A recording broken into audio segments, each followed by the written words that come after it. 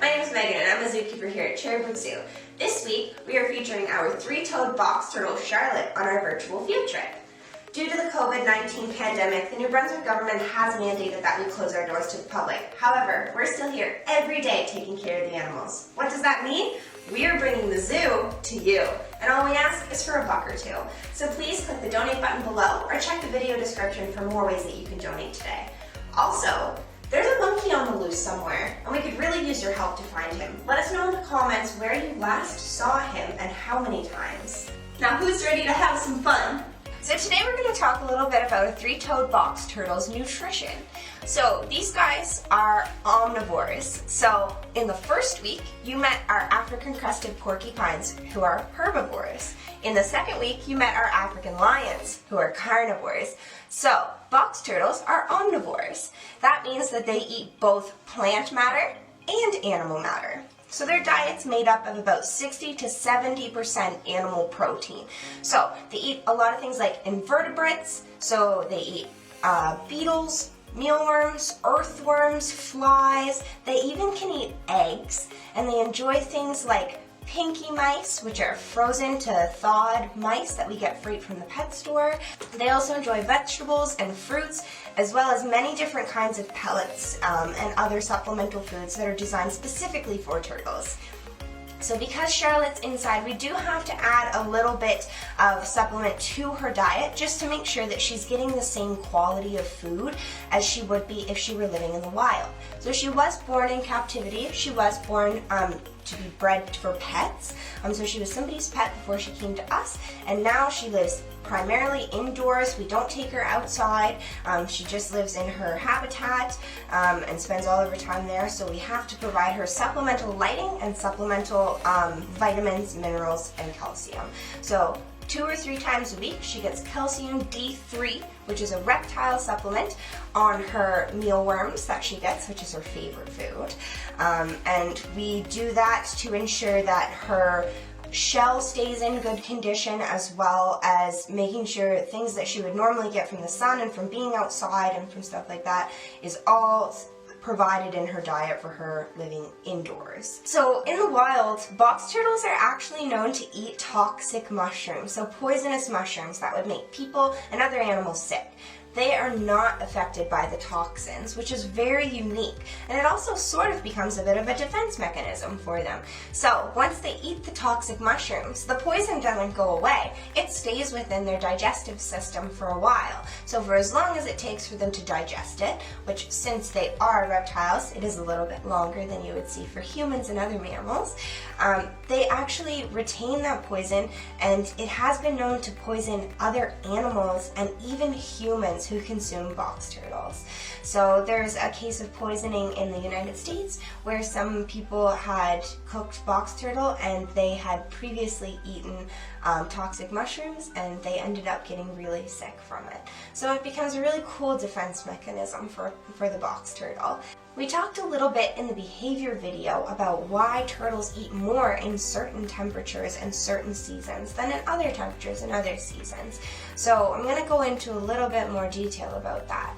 So there are hibernation seasons, so from around November, December here until about March, April, depending on when the warm season starts. These guys go into less active period. So Charlotte doesn't go into a complete hibernation. She still does eat. She still is active. She's just a little bit less active. So she eats a lot less. Through this season, she mostly eats her mealworms and superworms. She doesn't really eat anything outside of that. She stays away from her veggies and her greens and all of her other foods. She just prefers to eat her superworms. Once the summer rolls around, Charlotte really enjoys eating a few different types of veggies, fruits, and produce. So she really likes, watermelon, some cantaloupe, tomatoes, and apples are 2 of her favorites. And she actually does indulge in some greens, so cucumbers, peppers, that kind of thing. She really does enjoy her veggies. Her diet just stays pretty limited throughout the winter time because it takes so much extra effort for her to digest that food. So she takes in only the essential nutrients and no more than that. So living indoors, box turtles do have a little bit of extra maintenance and upkeep that they don't get if they were to live outdoors. With Charlotte, she does have enough substrate for her to be able to dig, which is a natural behavior for her, as well as some different things that she can chew on. And because she is fed different animal proteins, she is able to take pretty decent care of her beak or her mouth. So her beak is very, very sharp. And the intent of that is so that she can eat animal protein. So she can eat hard-shelled superworms, she can eat earthworms, she can eat pinky mice and stuff like that. She can even eat eggshells. So she does have something that she can continually chew on. We usually provide her with a cuttlefish bone is what it's called. So what that is a hard substance that you can get at the pet store. All types of different animals use them to chew on to keep their beaks sharp, to keep them shortened, and to make sure that they maintain optimum health. So that's one of the things that we have to be very careful to make sure that her beak doesn't get too long, or else it could be really uncomfortable for her to eat. So that's an important thing if you're considering having a turtle as a pet. That's something that you're going to have to think about, making sure that she maintains that good length of a beak. Another thing that we have to think about pretty often is even though she does have space to dig, she has enough substrate to dig, she doesn't have to dig through any really dense substrate matter. So in the wild, they would have to dig through thicker dirt and sort of clay types and stuff like that, which are a lot harder to dig than the bamboo substrate that she has here. So because of that, we do have to maintain her back nails. So she does dig with her back feet. We talked a little bit in behavior about the digging. So they dig with their back feet, they dig holes to burrow in, to lie in. They also dig them to lay their eggs in. So even though Charlotte isn't laying eggs, her back feet still need to be regularly maintained. So we do give her nail trims, and she's very cooperative for those. That's another thing that if you're going to take on a pet, you have to be extra careful to pay attention to all of the requirements that might be different from when they're in the wild to when they're in captivity. So we want to remind everyone to be responsible. If you're looking to adopt a turtle as a pet, be sure to check out some different rescues. But if there's not a rescue available, or you would prefer to know exactly where your turtle came from, please research your breeders. Make sure you check to be sure that they are a responsible, reputable breeder, and that they can give you the exact information on when the turtle was hatched and where it came from, to ensure that you're not accidentally taking your turtle from the wild.